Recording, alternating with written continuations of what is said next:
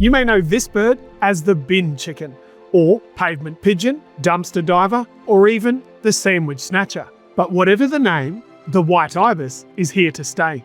In this episode, we're looking at the incredible human ibis story, the bin chicken's journey from sacred bird to sandwich snatcher, and maybe even Olympic mascot. But this story doesn't start with bins, or even with Australia. The ibis story is a global one.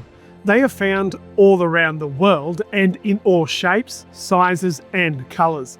They've adapted to a diverse range of environments and today are now found on every continent except Antarctica. For now, anyway. Ibises belong to the bird family scientists call Pharaohs. It comes from Greek origin and roughly translates to worship and bird, a fitting name for a species revered from the age of the Pharaohs to the dreaming of Australia's First Nations peoples. Long before they became Aussie icons, even pharaohs were fans. In ancient Egypt, the sacred ibis was closely associated with Thoth, the god of wisdom and writing. They were revered in their art and woven into the symbols and hieroglyphs that carried their stories and history.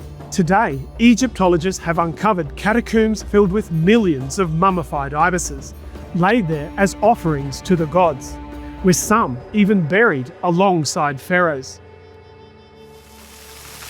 Here in the land down under, we have three native ibis species: the majestic straw-necked ibis, the striking glossy ibis, and I believe you've already met the omnipresent Australian white ibis. And to avoid any complaints from their extended family members, their close cousins, the spoonbills. They're also part of the same family. Just like in ancient Egypt, Australia's ibises have lived alongside people for millennia.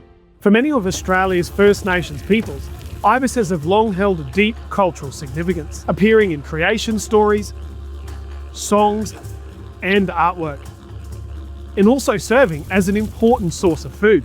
In Northern Australia, they also act as seasonal indicators. As that build-up rolls in just before the wet season, large flocks of ibis will gather on the floodplains. And our ibis have been riding these first storms since time immemorial, cementing their place in First Nation cultures and later in early Australian agriculture. By the 19th century, ibises were praised by farmers. Both the straw-necked and white ibis were called farmers' friends for cleaning up grasshoppers and locusts during those pest outbreaks. And all these years later, they're still sharing space with us, although in a very different way. Recently, the ibis has become an unofficial mascot right across many of Australia's capital cities. In Brisbane, there's even a bin chicken trail. The white ibis even came second in the Australian Bird of the Year poll.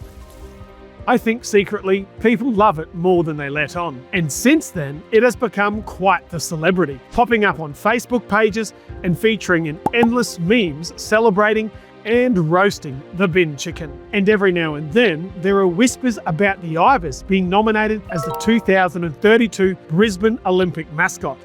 I'm not sure it would get the crocodiles or the koalas vote, but whether invited or not, we all know that the white ibis will be showing its face at Australia's next Olympic Games. Nicknames aside, I actually think the ibis, in its own way, is quite a regal bird. It evolved for the wetlands of ancient Australia, but has become a successful city survivor. Its place in our human culture has shifted over the years, swinging between reverence and indifference. But today, it has become a bird of two worlds and a master of both. Not a bad effort for a bin chicken.